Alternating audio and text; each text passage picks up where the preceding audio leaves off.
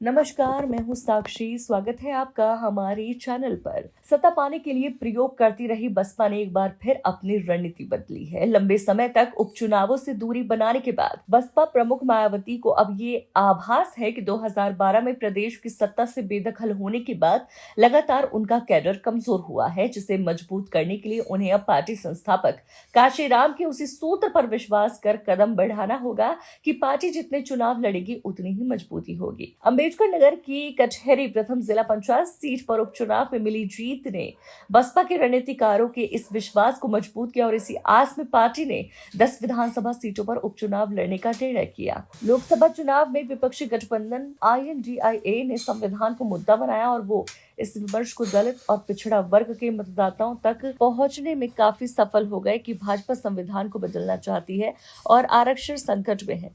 इसका नुकसान न सिर्फ भाजपा को हुआ बल्कि दलितों के आधार वोट बैंक की राजनीति करती रही बसपा भी अपने सबसे खराब दौर में पहुंच गई। बसपा को निष्कासित या प्रभावहीन जानकर दलितों ने सपा और कांग्रेस का रुख किया। उसी का परिणाम है कि 2022 के विधानसभा चुनाव में 1 सीट और 13% वोट पाने वाली बसपा 2024 के लोकसभा चुनाव में मात्र 9.4% वोटों के साथ शून्य पर सिमट गई।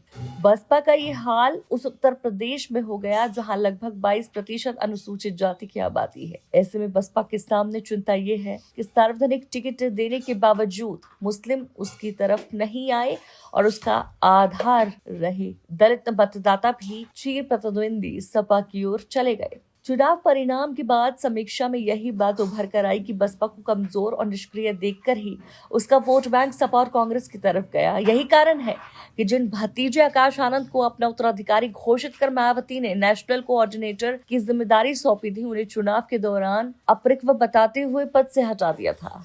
चुनाव के बाद उन्हें फिर महत्वपूर्ण जिम्मेदारी देने और उपायुक्त लड़ने के पीछे मायावती की सोच रही है। यही है कि आकाश आनंद के रूप में ऊर्जावान नेता को आगे बढ़ाकर चुनावी राजनीति के माध्यम से संगठन को सक्रिय किया जाए और अपने मतदाता वर्ग में ये विश्वास फिर पैदा किया जाए कि बसपा गंभीरता से चुनाव लड़ने के लिए तैयार है। अस्तित्व के संकट से जूझ रही बसपा भले ही खुद को खड़ा करने के लिए 10 सीटों के उपचुनाव में उतरने जा रही हो, लेकिन वो बेहद कमजोर होते हुए भी राजग और INDIA की चुनौती बढ़ा सकती है। दरअसल लोकसभा चुनाव में प्रदेश की 80 सीटों में से 47 सीटें ऐसी रहीं जहां भाजपा को राजग या INDIA प्रत्याशी के बीच रहे हार जीत के अंतर से अधिक वोट मिला है।